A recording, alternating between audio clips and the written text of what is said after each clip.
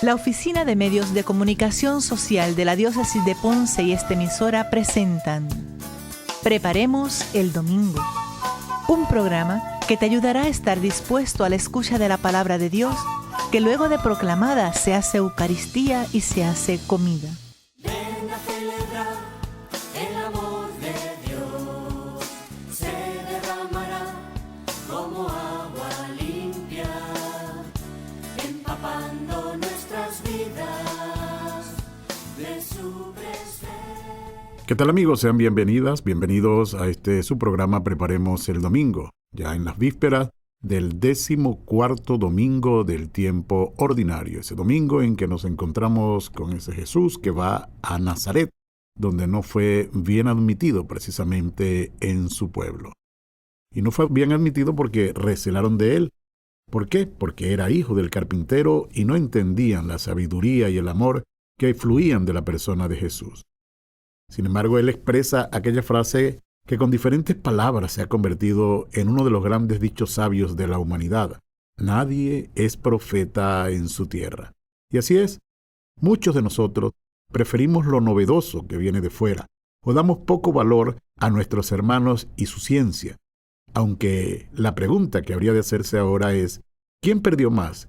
¿El mismo Jesús por no ser acogido por sus paisanos, o estos porque no supieron beneficiarse de lo mucho que el Maestro quería darles? Sin duda alguna que perdieron ellos, y eso queda claro. Y en nuestros pueblos y en nuestras comunidades, lo vamos a analizar más adelante, vemos cómo a veces despreciamos a nuestros propios hermanos, que porque los conocemos, porque sabemos cuáles son sus orígenes, y vienen a anunciarnos algo, a darnos un mensaje, a traernos una catequesis. Pero ¿quién es este para hablarme de esto? Y es esa autosuficiencia a veces la que nos hace perder como la oportunidad de adquirir algo importante para nuestra formación, para nuestras vidas. Las lecturas de este domingo 14º del tiempo ordinario están tomadas precisamente en este mismo orden, en la difícil misión de los profetas, en la misión de Pablo y la presencia de Jesús en Nazaret. La primera lectura estará tomada del profeta Ezequiel, capítulo 2, versículos del 2 al 5. Me encanta esta lectura, estos 3 versículos que vamos a meditar, porque el profeta Ezequiel es uno de los profetas del destierro, a los que les toca de alguna manera fuertemente preparar a aquel pueblo. Dice la lectura: en aquellos días el Espíritu entró en mí, me puso en pie y oí que me decía: Hijo de Adán, yo te envío a los israelitas, a un pueblo rebelde que se ha rebelado contra mí. Sus padres y ellos me han ofendido hasta el presente día. También los hijos son testarudos y obstinados. A ellos te envío, para que les digas: esto dice el Señor. Ellos, te hagan caso o no te hagan caso, pues es un pueblo rebelde, sabrán que hubo un profeta en medio de ellos. La difícil misión del profeta es visible. En la diáspora, lejos del templo y en un mundo pagano, Ezequiel es investido de una gran responsabilidad: predicar la palabra de Dios a un pueblo de dura cerviz que no quiere escucharla. La expresión hijo de Adán es una peculiaridad del libro de Ezequiel. Viene a subrayar tan solo la debilidad del hombre que no puede permanecer en pie delante de Dios, y menos aún levantarse para cumplir la misión que Dios le encomienda, a no ser que reciba la fuerza del Espíritu Divino. La experiencia de la presencia de Dios fue para Ezequiel tan fuerte que cae en tierra, pero el Espíritu lo levanta y lo mantiene en pie. El hombre recupera su verticalidad con la fuerza de Dios que lo lanza a la acción. Ezequiel, cuyo nombre significa Dios es fuerte, va a necesitar toda esa fortaleza divina para cumplir su difícil misión. Yo te envío a los israelitas, a un pueblo rebelde. El Señor sabe que no es fácil la misión que está encomendando al profeta. Por eso le desengaña claramente de cualquier ilusión sobre futuros éxitos. Sin embargo, el éxito de la misión no es asunto del profeta y no debe preocuparle. Nadie puede reducir al silencio la palabra de Dios. Todo el mundo sabrá que entre ellos ha habido un profeta que ha mantenido su coherencia y valentía. Ser profeta no es nada fácil y, sin embargo, el Señor suscita ese espíritu para que los bautizados podamos de alguna manera hacerlo. En la segunda lectura nos encontramos con este fragmento de la carta del apóstol San Pablo a los Corintios. San Pablo les dice a estos fieles de Corinto, en un momento en que él se veía criticado por algunos miembros de la comunidad que él había precisamente fundado, les dice: no soy yo el que les habla, es Cristo el que les habla por mí. Yo soy débil, pero cuando reconozco mi debilidad, empieza a actuar en mí la fuerza de Cristo.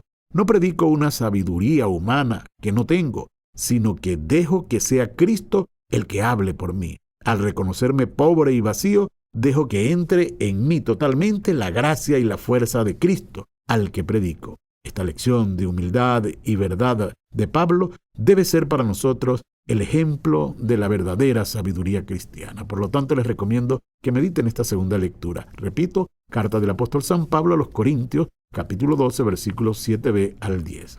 Y el evangelio de hoy es, como les decía al principio, esa visita de Jesús a su patria, como dicen algunos de los exégetas, o a su pueblo, a su tierra natal.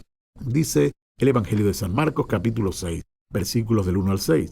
En aquel tiempo fue Jesús a su tierra en compañía de sus discípulos. Cuando llegó el sábado, empezó a enseñar en la sinagoga.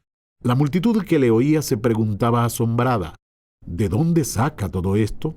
¿Qué sabiduría es esa que le han enseñado? ¿Y esos milagros de sus manos? ¿No es este el carpintero, el hijo de María, hermano de Santiago y José y Judas y Simón?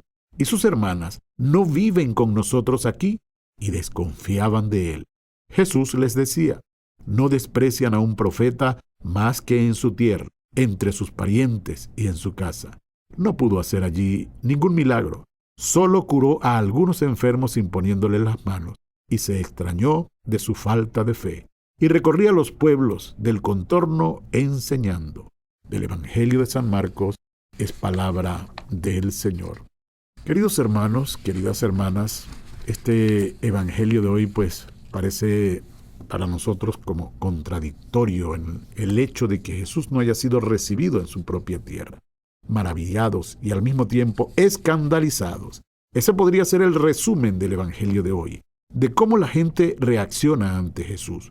Para situarnos, Jesús va a su pueblo, Nazaret, con sus discípulos, y el sábado comienza a enseñar en la sinagoga.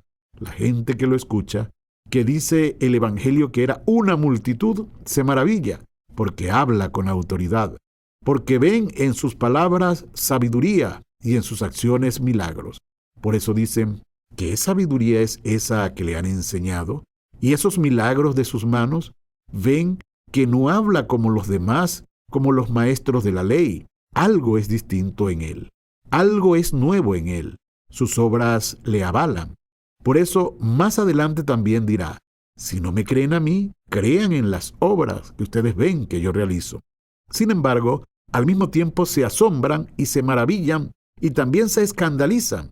Se escandalizan porque están en su pueblo y lo conocen todos, porque saben que es el hijo del carpintero, el hijo de María y de José, y conocen a sus familiares, que son paisanos del pueblo. Además, Nazaret es un pueblo pequeño, y pasa lo que pasa en todos nuestros pueblos, que todos terminan siendo familia. Para aquellos, Jesús es una persona normal, y piensan que una persona normal no puede hacer las cosas que hace él. El aspecto positivo de esta reacción es que la persona de Jesús, sus palabras y sus obras les han cuestionado, no han permanecido indiferentes. El aspecto negativo es que la consecuencia de ese cuestionamiento ha sido el rechazo. Jesús se siente despreciado en su propio pueblo, rechazado por sus propios paisanos, incluso por sus parientes y por los de su casa. La experiencia es muy fuerte. No puede hacer ningún milagro salvo curar a algunos enfermos porque les falta la fe en él. Es la experiencia del fracaso que se hace más dura cuando se produce con personas cercanas y queridas. Quizás algunos de nosotros podemos sentirnos identificados con esas experiencias de fracaso, matrimonios rotos, proyectos naufragados, negocios venidos abajo, incluso planes pastorales, grupos, iniciativas parroquiales que no han llegado a buen fin decepciones personales con amigos, dificultades para vivir y hacer vivir la fe. En fin, podríamos numerar una gran cantidad de ejemplos con los cuales podemos identificarnos con lo que Jesús sintió en aquel momento. Pero hay algo muy importante en todo esto, algo que hace que el profeta no se hunda en su fracaso. Por ejemplo, en la primera lectura, Ezequiel, el profeta, recibe la vocación de profeta directamente de Dios y es enviado a un pueblo rebelde para que realice entre ellos su vocación de profeta, pero con un matiz muy especial. Dios le dice: a ellos te envío para que les digas, esto dice el Señor. Ellos, te hagan caso o no te hagan caso, sabrán que hubo un profeta en medio de ellos. Ni Ezequiel, ni Jesús, ni Pablo, en la segunda lectura, se dan por vencidos frente al rechazo o al fracaso. Dice Pablo en la segunda lectura que por eso vivo contento en medio de mis debilidades, de los insultos, de las privaciones, de las persecuciones, de las dificultades sufridas por Cristo. Porque cuando soy débil, entonces soy fuerte. Porque cuando fracasamos nosotros, triunfa la fuerza de Dios que se manifiesta en nuestra debilidad. Así actuó Jesús. Ante el fracaso de la cruz, triunfó el proyecto de Dios. Ante la muerte, triunfó la vida. Ante la dificultad, Dios nos llama a mantenernos firmes y perseverantes, fieles a la tarea que nos ha encomendado. Te hagan caso o no te hagan caso, como en el caso de Ezequiel, pues sabrán que por lo menos tuvieron la oportunidad de escuchar el mensaje, de salvarse. Jesús, ante el fracaso, no deja de actuar. Vemos al final del Evangelio que nos dice, cura a algunos enfermos y sigue predicando por los pueblos de alrededor. El profeta nunca deja de ser profeta. El proyecto de Dios es muy importante y se hace fuerte frente a las adversidades, frente a nuestras debilidades. Dios muchas veces se fija en lo que el mundo rechaza. A Pablo le dice, te basta mi gracia, la fuerza se realiza en la debilidad. Reconocernos débiles ante Dios no es un fracaso, es necesario para que se haga en nuestra vida y en nuestro mundo el proyecto de Dios.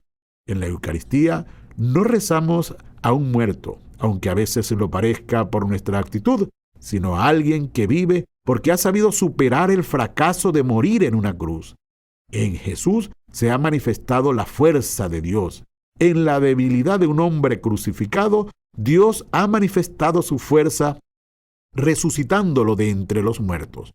Lo que aparentemente era un proyecto fracasado, Dios lo convirtió en el fruto más grande para hacer crecer el reino de Dios.